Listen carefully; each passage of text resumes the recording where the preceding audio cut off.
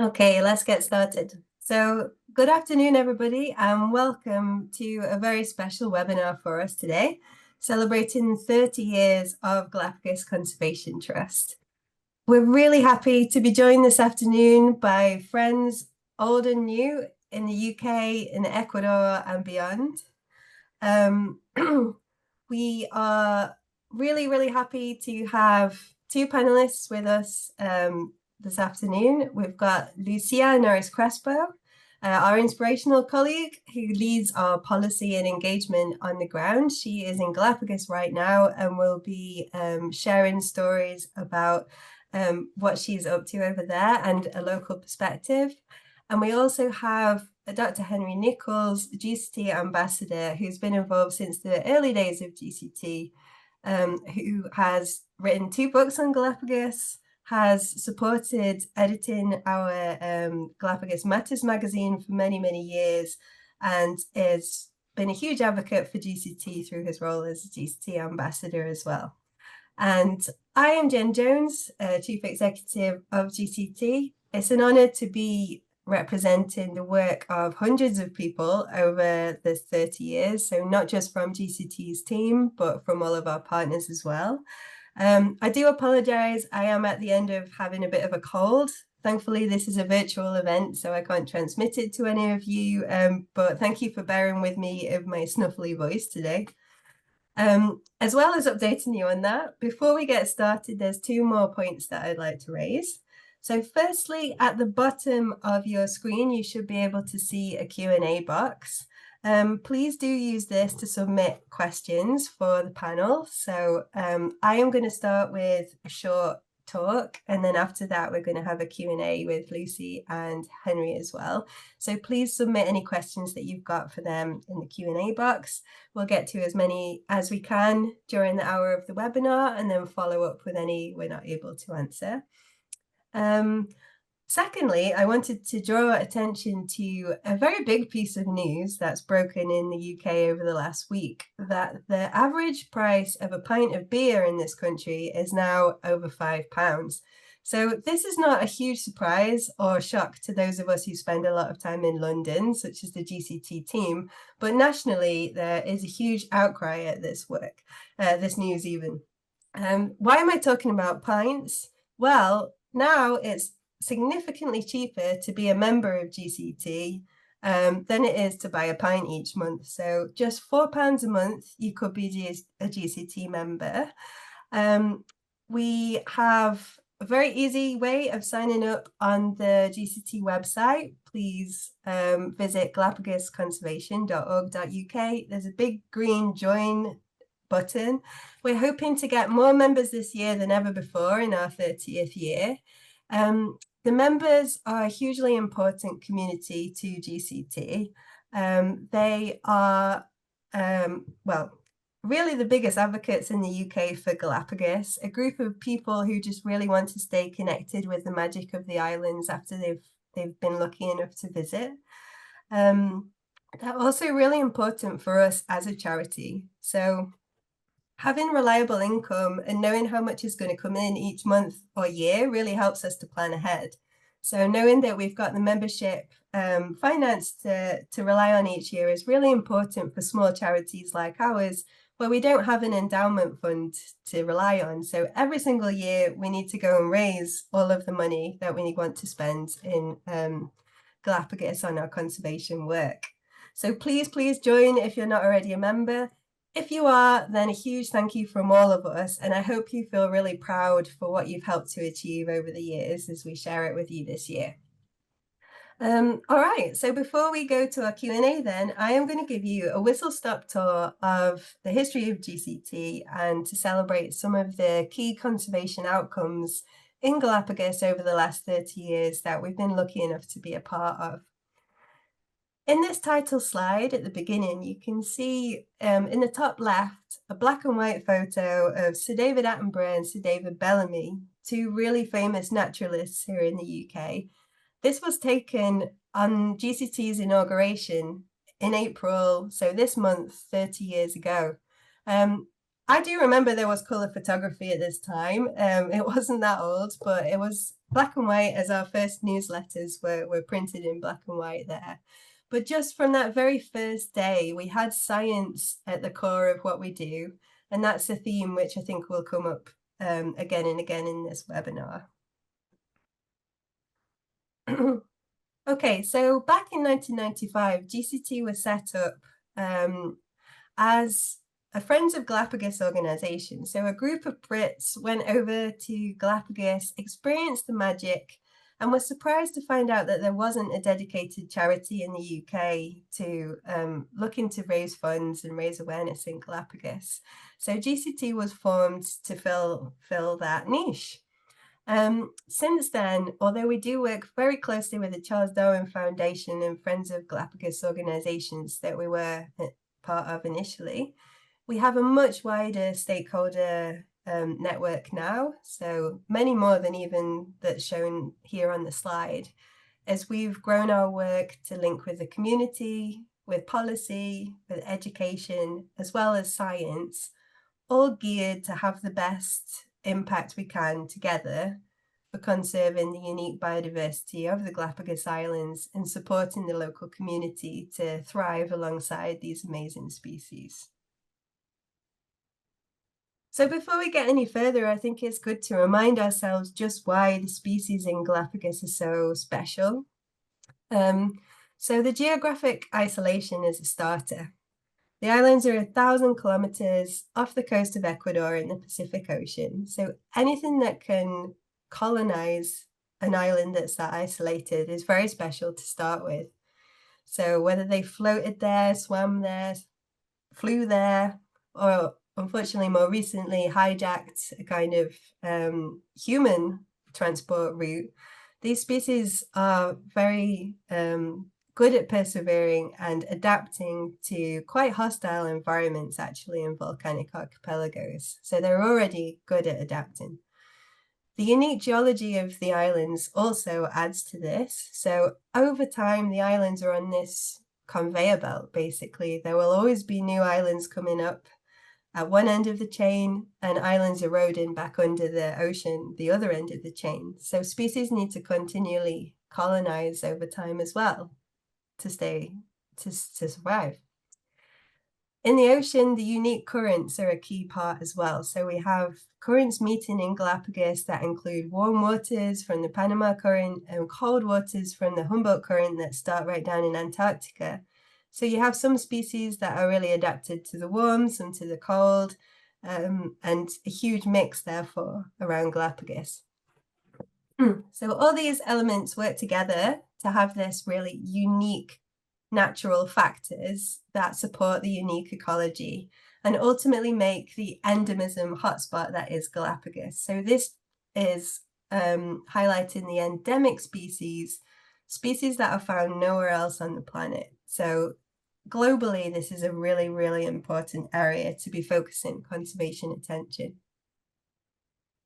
Here's a snapshot of some of those species. As well as those endemic species, Galapagos is really important for migratory species that are persecuted outside of protected areas. So whale sharks, whales, sea turtles, species like that, the islands are very important for.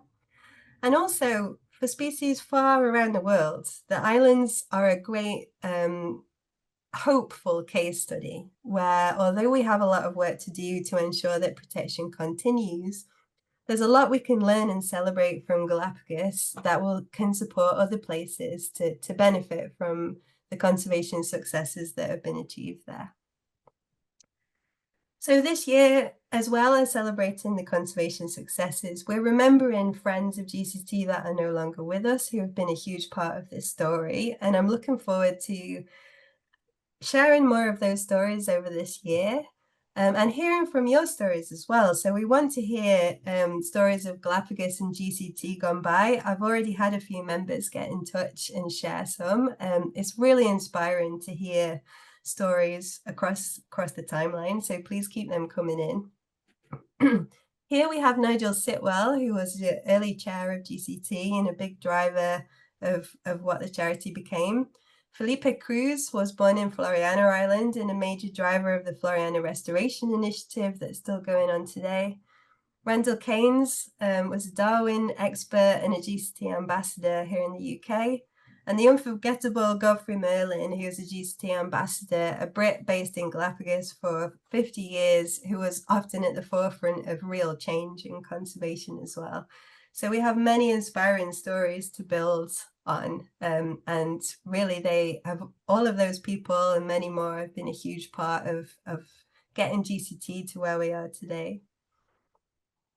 So let's celebrate some of the conservation wins that we've collectively achieved with all of the partners that I showed in that first slide. Removing invasive species and managing them will always be a huge focus for islands like Galapagos because they have such a huge impact.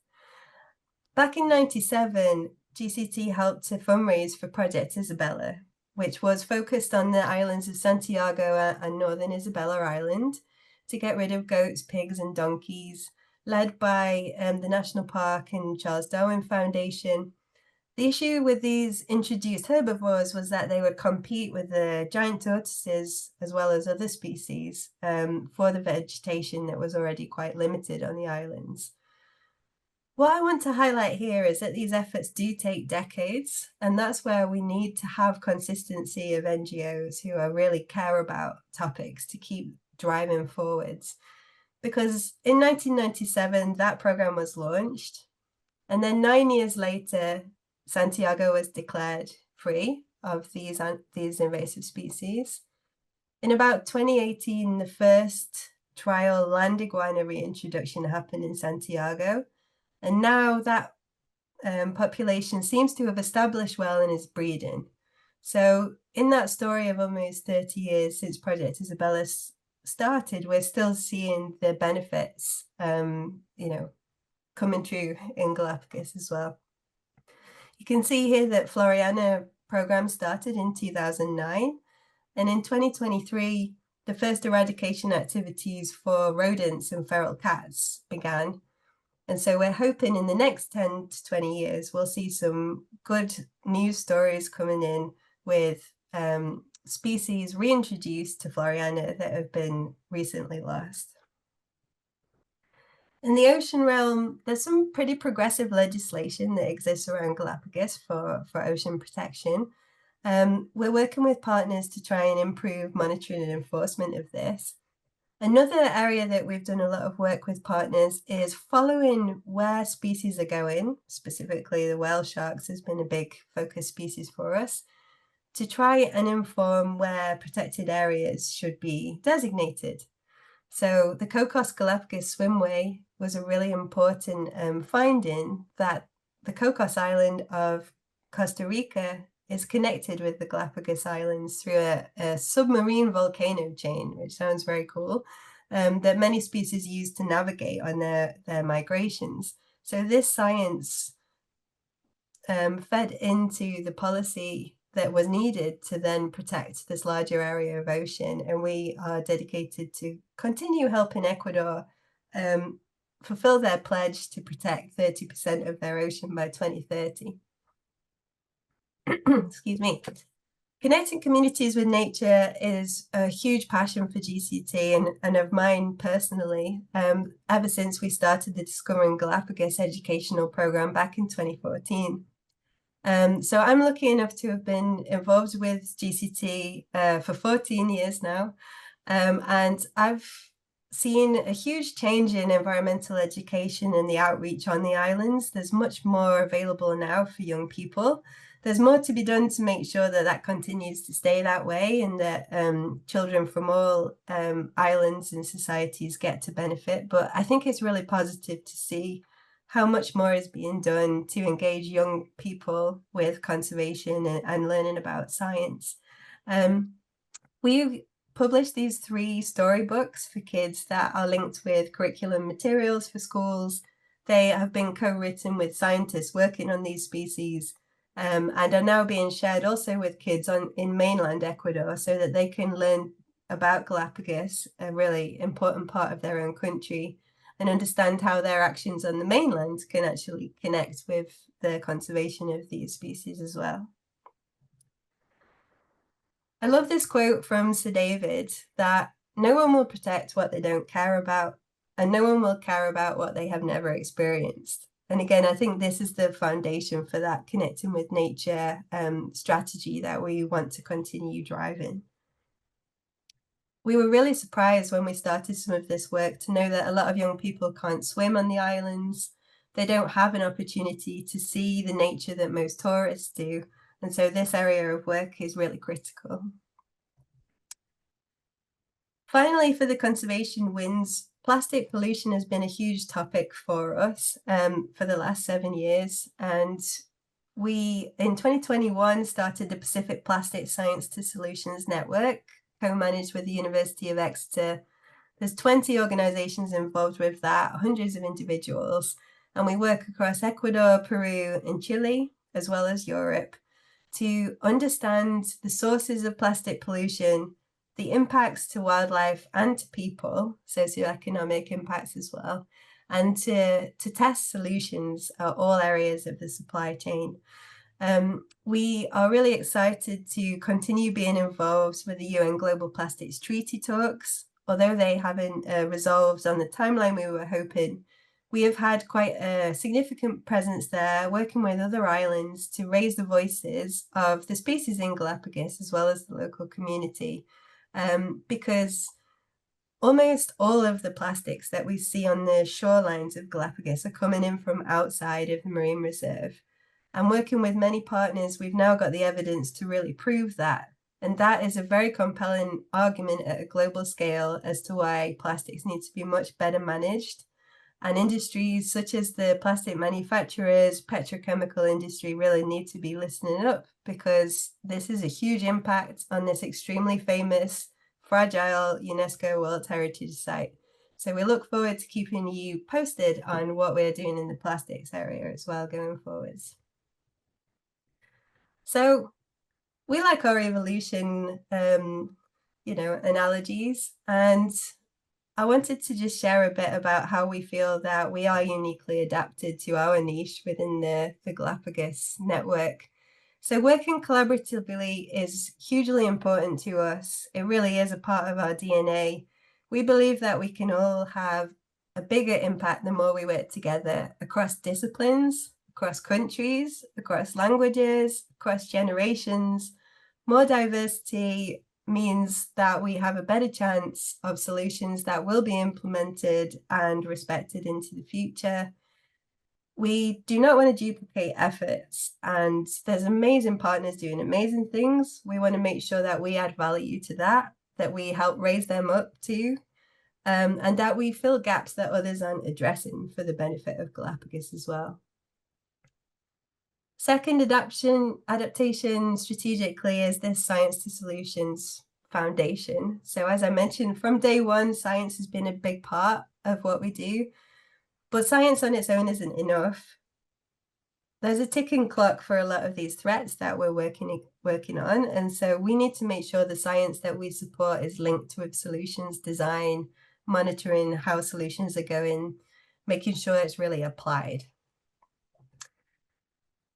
The third foundation is grassroots to government. So you can see Lucy here on stage at Rapa Nui, at a Pacific Islands conference that happened last year that maybe you can share a little bit about, Lucy. But we work to enable change at every level. This means working from the local community to different policy levels that I mentioned earlier. But also we work in connecting these levels. Like there's no point in just working with stakeholders separately. We need to bring people together to keep conversations going. Sometimes the conversations are pretty difficult, but we need to be making connections to really make collaborations work. All right, so last few minutes from me before we ask the panel some questions. So thinking about the future of Galapagos, what are our priorities going to be? And these are the kind of areas we want to be talking about this year as we celebrate our 30th anniversary and think about where we're going to go for the next 30 years. Firstly, species recovery, bringing species back. By continuing to support these large-scale habitat restoration efforts, removing invasive species, supporting better biosecurity, we will ensure that the conditions are there for missing species to return. So right here you can see the Galapagos rail, which is a super special species of bird, because I told you about the Floriana eradication activities that started in October 2023. This species was one of 12 that was extinct from Floriana Island due to the impact of invasive species and hadn't been measured or recorded there since Darwin's time. Now, just in the last month, this species has been recorded in Floriana Island for the first time since Darwin's visit in the 1800s. So I think that is a wonderful thing for us all to be able to celebrate this year already. Second, we have a huge need to stop harmful fishing methods in and around the Galapagos Marine Reserve. So fish aggregating devices and abandoned gear are a huge threat for entanglement of marine megafauna. A lot of this gear gets washed up on the shores of Galapagos beaches, and then because we're on the equator, the UV is very strong, and this ultimately plastic material breaks down very quickly, and then the risk continues in the form of microplastics and fragments. There's solutions to this, and we are starting to make the right connections to be talking directly to tuna fisheries, to be talking to other policymakers. The local community are very much against the incoming issues of this as well, and so we're supporting local efforts for solutions design around tackling this issue too. A third priority is around regenerative tourism. So working together with many different stakeholders, we're committed to working towards a better model of tourism for the future, which really does restore nature and benefits local people equally as well. People often expect us to be quite against tourism. I personally think that tourism done in the right way can have benefits to Galapagos, and that we have huge potential to develop regenerative systems that could be implemented in other places as well. And finally, we will not give up on the plastics mission, as well as our international efforts to try and stop that plastic coming in from outside. We're also working locally within Galapagos to come up with solutions to stop single-use plastics being used on the islands as well. And that is exactly what Lucy is up to during her trip, which we'll hear about shortly. So we made it through the intro. My voice maintained, so I'm glad about that. And now we have got to our Q&A. So I do have a couple of prepared questions for you, Henry and Lucy, and then I will check the Q&A box to see what's coming in from the audience. So Henry, over to you first. You've been involved with GCT since very early on, as I mentioned. I wondered if you could give us some reflections on those early days. What inspired you to get involved with GCT, and what changes have you seen over those years? Over to you. Thank you, Jen. Hello, everyone. Lovely to be here, and thank you very much for inviting me. I think I joined, if I'm remembering rightly, in 2005. I first went, so much of what I'm going to say, Jen, just sort of echoes all those things that you were saying. But I went as a tourist when I was about 30, and that was that was 2002, something like that. And I was blown away by it. So it was that it had that transformative effect that I think is why people do need to go to Galapagos, and why we need to make that as responsible as possible, but still support it. It goes to what your David Attenborough quotation has. You have to experience it, but it's completely transformed my life, that and then subsequent visits, in that I ended up spending a lot of time thinking and writing about Galapagos, which I've loved. In those early days, then I came back, I began to write a book about Lonesome George, and I'd written it, and then I'd been in touch with GCT, so they'd been around for now about 10 years at that point, and I was talking to Nigel Sitwell and Leonos Stjepic, so that those are the first sort of people in charge that I was liaising with, and I sort of got involved from that point and started doing talks and around schools and at the Royal Institution, and then my book came out and there was a bit more, and eventually I became an ambassador. I think I started editing the magazine in 2005, so that's 20 or so years, so 40 editions. They kind of have slightly blurred into each other. But if I was to summarize, to get to your question, really, how things changed, I think, in short, that things were much smaller then and much more focused on the small projects, and definitely not the this role of Galapagos as beyond itself. And now, like, looking back, I think my first book, without quite knowing it was like that, I wrote a very narrow story about Lonesome George. And then there was another concentric layer around that, which was, well, I could use George to look at the whole archipelago.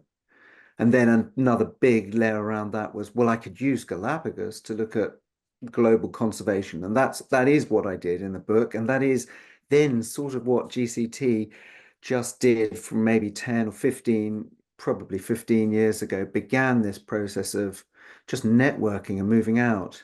There's a quotation from Darwin quickly that I love. He said something like that the archipelago, the natural history of the archipelago is eminently curious, which I love. And then it seems to be a little world within itself. And that's really true. And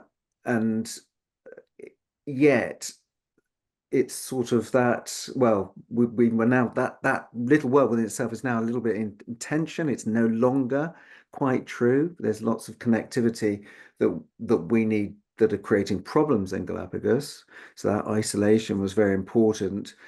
But it also, the world within itself sort of mirrors onto what GCT has become, which is this brilliant sort of, well, Galapagos is this model for how to do conservation in a very precious, isolated, fragile, tough ecology. And it probably is the best preserved tropical archipelago, and got so much support that anyone that goes there will sort of know all this. And so all of those, I loved all those. I've worked with most of those people in various articles they've written over the years, and that has just grown this. Let's learn from other places, because yes, it's a world within itself, but then we can learn from the world and bring it in.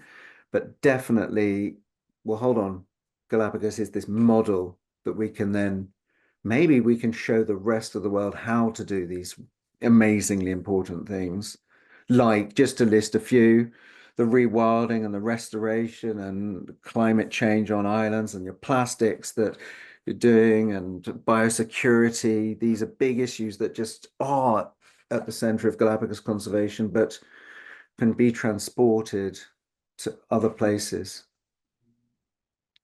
Thank you, Henry. That's so inspiring to hear those reflections. I think that, well, you touched on several bits there, but I think that kind of magic that stays with you, that transformative experience that many of us have who've been lucky enough to be in Galapagos there is a magic to that. There's a reason why they're known as the Enchanted Isles. I definitely think so.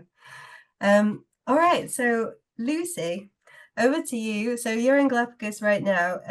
You grew up in Galapagos. So could you share a little bit about what that was like, and how the relationship between the community and the conservation sector has changed in that time as well, from your experience? Thanks so much, Jen, and for the space. So yeah, I first arrived in Galapagos with my parents. My father was British, and he was the first insurance broker of the local boat owners in Galapagos. And that's how we as a family got connected to the islands since I was 4 years old. And it's one of the most important things in my life, I think. it definitely made a huge impact, and it made me decide what I wanted to do for the rest of my life. So I remember on one of the first trips when we were in Galapagos accompanying my parents, my dad was very wise. We are 6 siblings, and he put us all in a row and he gave us snorkels. We are very connected to San Cristobal Island. That's where my family has a little house.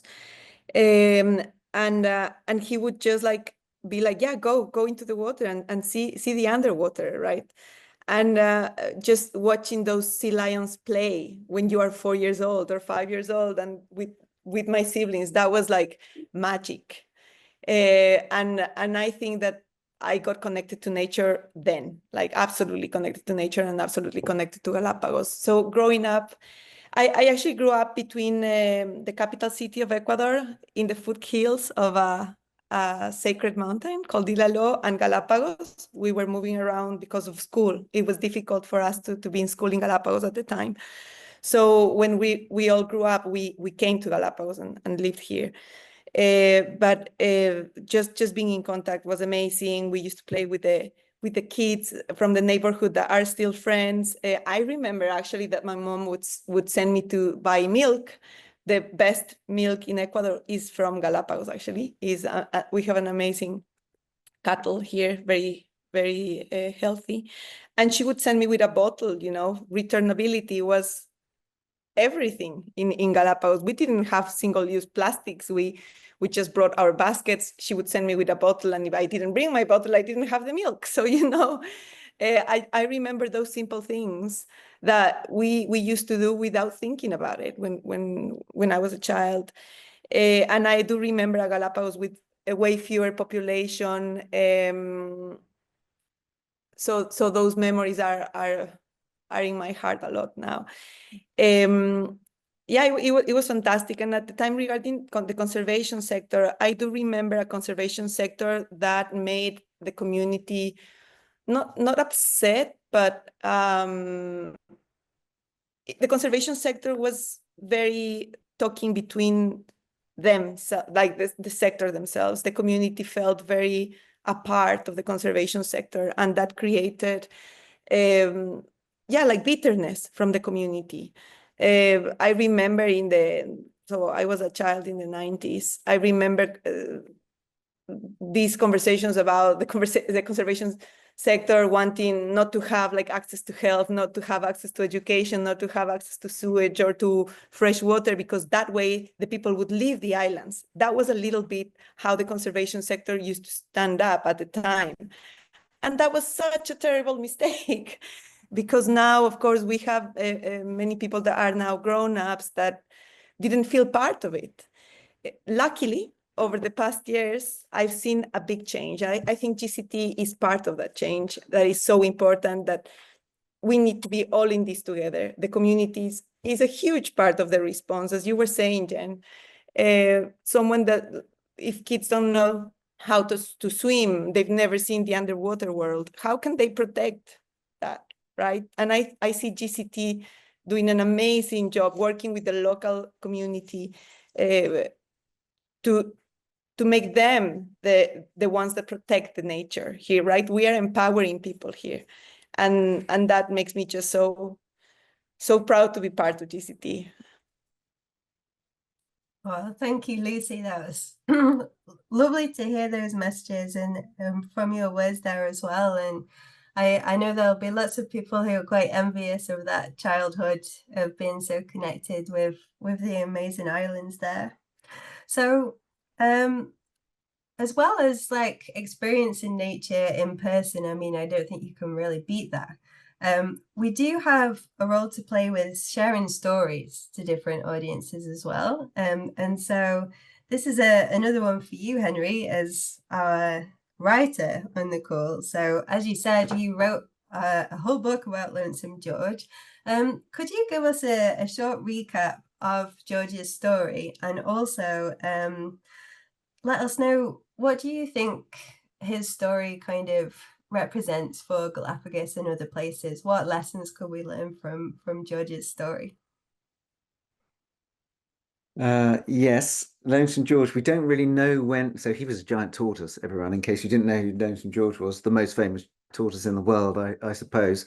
But he probably was born, I'm guessing, in the late 19th century on Pinta, which is a small island that no one can go to. I mean, researchers can go, but no tourists could go. It's about 7 miles long, 4 miles wide, and it had its own population of giant tortoises, really unusual or very special, really extreme saddleback tortoises on Pinta.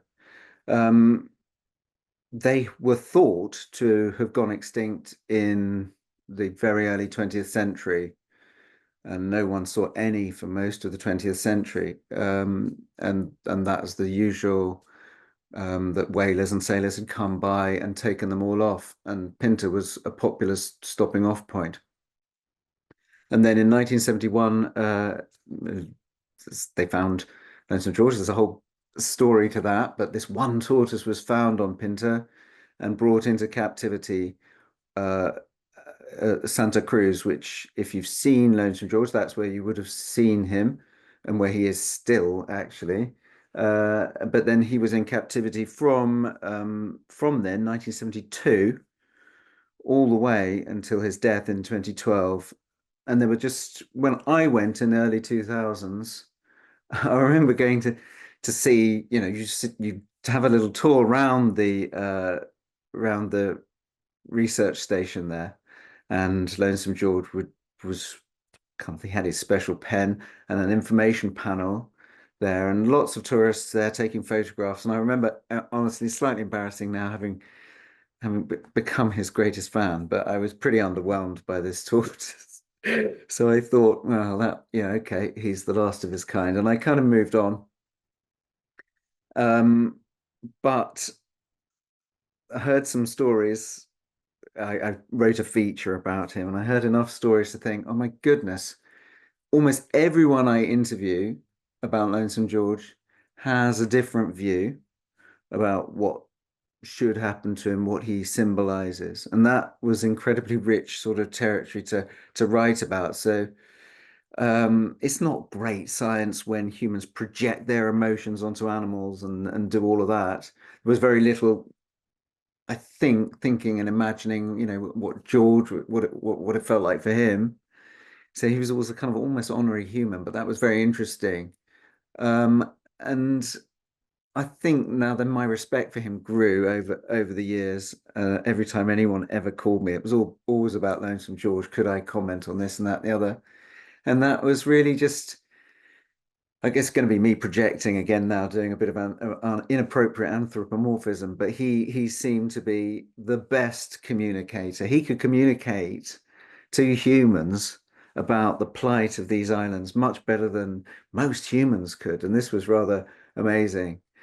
So he was a great poster boy and emblem for the islands, and then even in death, and I kind of knew he would be, still brilliant at his job. And he's still there. He died in 2012, and then very brilliantly preserved, and is still, and then returned or came back to Galapagos.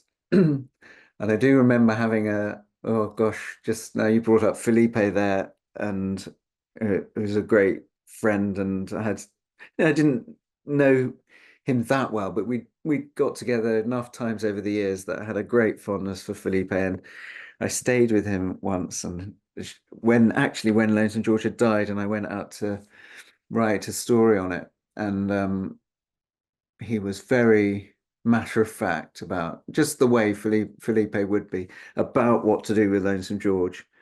And he wanted him to go on tour around the world, and he imagined this world tour with the coming to the Queen here. She would have been then in the UK, and having a sort of audience with various people all around the world. And I imagine that could have been pulled off. That sort of, the George could have done that. He had that kind of charisma, strangely. So yeah, what does he tell us? In a way, he's this.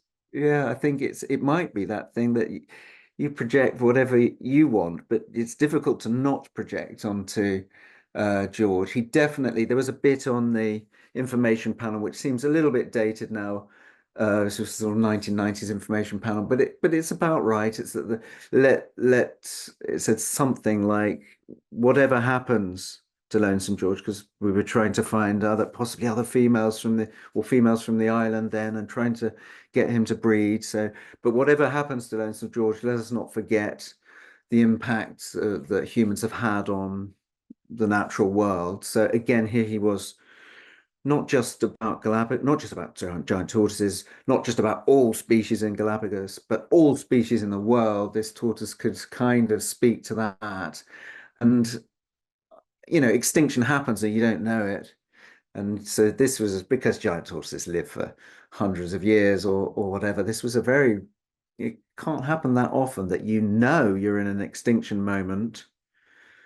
And we had 40 years of it with George, because he was alone for those 40 years. Technically, as Felipe would have said, already biologically extinct because there's just one male. But for everyone else, I think, or most people, he just captured this transition where we were losing. We knew it was going to happen, and it was coming, and there was nothing we really could do to stop that. So it was a very, very poignant sort of, a poignant carapace. Can we have that? You know, his body just allowed us to really reflect on that. And just to finish, when I went and did this sort of funereal piece, when he died, there was a big just the scientists had coming just at that moment. Not because of George, but it had been years in planning to do this big giant tortoise. Linda Cayo had organized a giant tortoise workshop, the first ever, about what to do, and forward thinking about all the different species. So I was ostensibly going to report on that, but it coincided with George's death, and it was a really, really interesting moment and time. And I got to see and talk to all those tortoise experts and local people, and what they felt about, you know, just that human response to George. And they were all a little bit different, but all incredibly, they all definitely had things to say. Yeah, I think hugely profound, as you so eloquently put, Henry. I think that symbolism for so many things to so many people there, and also that power of the story and the ability for people to relate to things that are so far away as well. I think, like, I understand the anthropomorphizing trap that we could have, and many of us with biological training obviously are careful with that. But they are characters, and I think, like, the value of these stories are really huge. So I mean, talking a little more about plastics, Lucy, it would be great to hear more about what you're doing today on the islands. Just to make a neater segue, although a slightly depressing one, I have studied a lot about plastic pollution myself personally, and then with GCT, obviously, we've got a lot of plastics initiatives that are happening. And to me, one of the most profound findings really was the interaction of giant tortoises and plastic pollution, because some of these individual tortoises have been born basically before plastic as we know it right now was really invented or used in this kind of way. And the fact that these species are now having to deal with completely novel threats to the environment, to me, it is extremely shocking, and I don't think you could ever really get used to that. So the need to do something urgent about plastics in places like Galapagos, where species are this fragile, I think, you know, people sometimes are a little tired of hearing about plastic pollution, but to me, I think we have a responsibility to keep it at the top of the agenda, because it's something we really can't fix. So yeah, over to you, Lucy, to share a little bit about what you're doing today. Thanks. Thanks, Jen. So yeah, as you were sharing before, we have a very important program around supporting Galapagos to tackle plastic pollution, first based from science to solutions, but we also work with the community to gather community wisdom to inform policies. So we are supporting, in one hand, we are supporting the Directorate of the Galapagos National Park to build the first management plan for the plastic that arrives to Galapagos through ocean currents. And in the other hand, what I'm doing today is an event with the Galapagos Governing Council to share with the local community what we know about what's happening with the single-use plastics in Galapagos. Galapagos was a pioneer in 2012.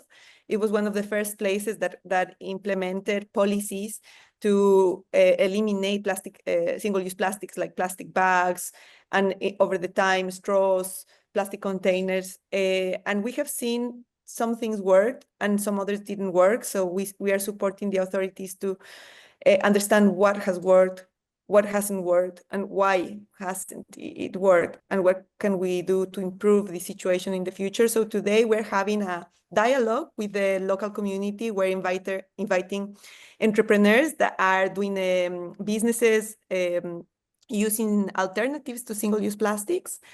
And also we are inviting the users of single-use plastics, the ones that just cannot find alternatives. So the authorities are going to be there. We will have authorities from the mainland, from the central government, but most importantly, we will have the community there to open this dialogue, and the dialogue will be facilitated by our super partner, Funcavid, by Daniel Proaño, who's one of the best facilitators in the island. So it will be amazing to be there. I'm very excited. Thank you, Lucy. We're really glad that you can be there on our behalf, representing GCT. So thank you very much for that. Thank you to all of you who are sending in questions. So Lucy, I'm going to ask you a question from the audience. So we said that one of our priorities is to reform tourism. Could you give a small description about what the state of tourism is now, what's good about it, where the challenges are, and how we hope it could be changed over the coming decades? Sure. Thanks. So I'll try not to be too philosophical, because we could go very philosophical about tourism as well. But what's good about it?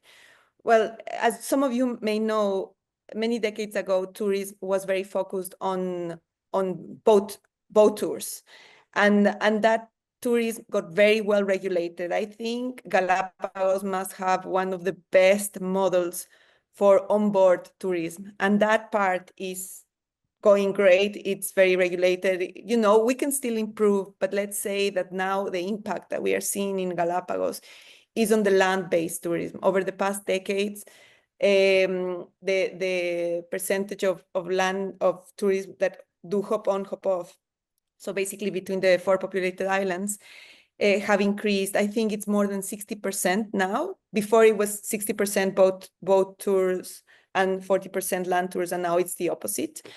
And that means a huge pressure on the already very limited freshwater access for the community, on the waste management systems, also on food, right? On the possibility for the community to also access food. That means that we are increasing imports of food. With that, we can increase invasive species. You know, it's a vicious circle. So in one hand, it's important to understand that the land-based tourism allows the local community to have access to improve their livelihoods.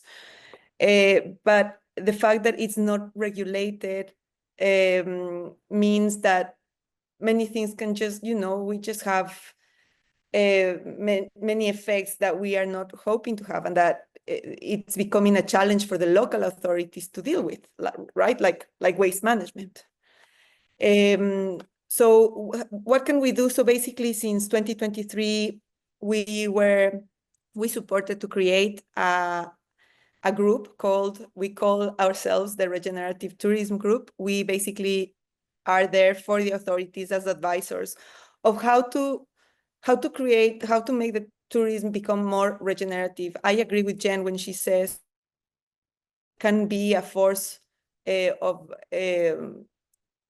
sustainability, for conservation as well, but we need to push a different model. So right now, the model in Galapagos is ecotourism, and basically what we have been working with the authorities to design an ecotourism model con enfoque regenerativo, with a regenerative focus. So, we don't have the recipe. We are working on this, but we have some values. So we don't know exactly what the model will look like, but we know that we want this model to support the local community to thrive.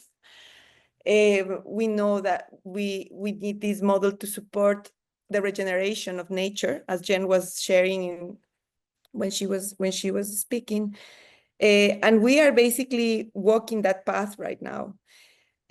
Hopefully soon, Jen has been talking with the Minister of Tourism, and hopefully soon we will have a think tank on what would be the best land-based tourism model, right? And basically that will feed into the model that we are supporting the authorities to create.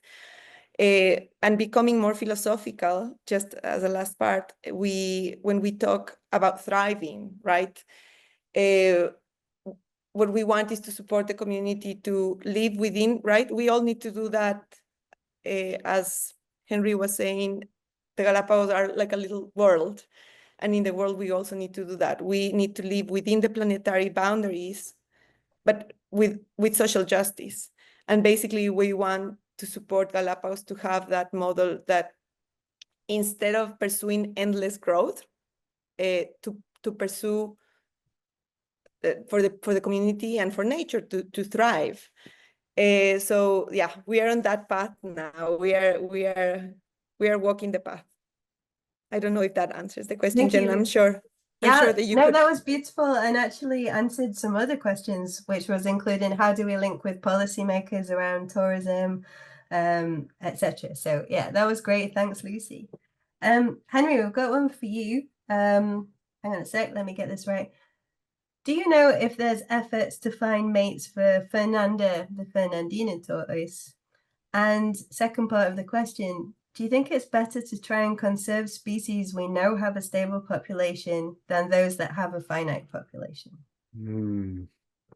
That's a very, very good question. So I'm not quite up with Fernandina. For those of you who don't know, that there's a new sort of Lonesome George, and she was discovered on Fernandina. Was she called Fernanda? Anyway, there's just one of this species, and that, the very last individual we thought was collected in 1906, and then in 20 whatever, just a couple of years ago, she turns up. So that was extraordinary. And do I know of any efforts? I know she's part of a breeding program where the national park is trying to get other giant tortoises with similar sorts of genes, and they are still able to crossbreed these different island populations, so hybridize, and so keep some of that genetic uniqueness going forward. Of course, that is very expensive to do, focusing on one thing, like one species where there's very few individuals, but trying to maintain it. And so it's a good question, because there's a difficult balancing act that conservationists here have to play, which are very difficult decisions about where they put tiny amounts of finite money to do the most good. And I think they will be obviously keeping a lookout for any more in Fernandina. I'd be very surprised if they ever find any, but if they found one, maybe. So if it goes like Lonesome George's story, they will be keeping looking, but no one really goes to Fernandina much. So that's going to be difficult. They will try to do captive breeding and bringing in some other genes. Now, I think there you've made a compromise that is practical and sensible, that we're going to try to rescue the small gene pool that we have and keep them going in some tortoises. And I think you probably do that because of the emblematic role it plays and of this special thing in Galapagos that we're seeing this divergence. So that endemism, Jen, that you set out at the beginning, it's those weird species that manage to make it. And then in that isolation, one species on an island might become 6 here. So you get these little pockets of divergence. And so the origin of new species, literally. And conservationists have an extra kind of job in Galapagos. They're obsessed with trying to maintain that evolutionary process that is ongoing and so special to Galapagos. So I think if we can keep trying to have all those different genes going, that would be rather brilliant. Difficult and relatively expensive, but I think we want to that is one of the special things about Galapagos, this where we can see the origin of new species and that divergence. If we try to maintain and restore some of those ancient lineages, it'd be brilliant. I think that's very exciting. Slightly Jurassic Park, but not quite. Yeah. It's like the sort of the pre-phase to that. Okay, so I can't believe already we're pretty much at time. There's a few questions we've not been able to get to, unfortunately, but I think we'll try and address them in follow-up emails. I hope I said at the beginning, this is the first of many events that we want to do this year. Some in person, some via webinar. So we hope that you can join more of these conversations. I'd like to ask you both the same final question, if that's okay. So I think at the moment, when we look at the state of the world, people are really craving some hope right at the moment. And so I wondered if you could share what gives you hope about Galapagos, and how we can channel some of that hope into continuing the quest for this positive change that we want to see. Henry, would you like to start? Yeah, okay. Well, I'll keep it short. I really loved Jen, your sort of using the evolution and looking at evolution of GCT over the years. And I think Lucy's touched on it as well, the importance of the education. If I'm following your analogy a little bit further, the successful species over the course of evolution are ones that can adapt and do change, and GCT's definitely been like that. So well done everyone at GCT over the years and everyone you work with. So you're anticipating and you're looking forward to the next big issues. And then Lucy's just talked about how do we kind of rethink tourism. Oh my goodness, that's a huge one. But could that be Galapagos will forge a new kind of model that could be exported, how to do a really responsible tourism, even more responsible, and then export that. So it's about adapting and changing, and that's what GCT and all the people you've worked with there are doing and have done. And that's why GCT has not just survived but thrived, and diversification is what's happening. You haven't created different species, and I don't want you to, but you've got lots of little groups doing all these different things, like the education bit, and then the massive global policy stuff like plastics, projecting out from Galapagos, and then working with, like Lucy's going to be doing this afternoon, the local people and how they feel about it, and so yes, I mean, Galapagos does this. If there's one place, it's going to be Galapagos. That's why it's World Heritage Site #1, the very first ever chosen of what are now 1,220. It's the place to look for inspiration and then export it. And so I'm always going to be excited about Galapagos and what's going to be happening next. Oh, wow. I got goosebumps during that several times. Thank you, Henry. Lucy, have a go at following that one up. Oh, What gives you hope? I'm very inspired by what Henry just said. In the same lines, I think that the local community, everything we're doing with the local community gives me lots of hope. Just seeing, helping to build capacity locally for the local community to be the ones that take care of Galapagos. And I think that's something that, as Henry was saying, we can export, right? It's not just about Galapagos, it's what we can each do in our own place to support, to get together with the community, to like do stuff together, to take care of each other's, to build the social fabric, to aim for resilience, right? We are in a very, it's a difficult time for the planet, right? But for humans, I think, and we need to learn where do we get the resilience to continue and to adapt and to make things better. And I think that starts around us. So yeah, the local community, and also lately in GCT, we have been doing a lot of thinking on systems thinking, right? And thinking about plastics work.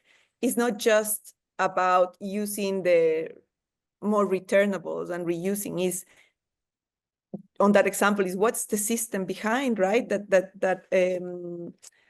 What's the system behind everything we do, and how those systems are being regenerative forces or not, and hope, and it gives me hope to think that we can create regenerative systems.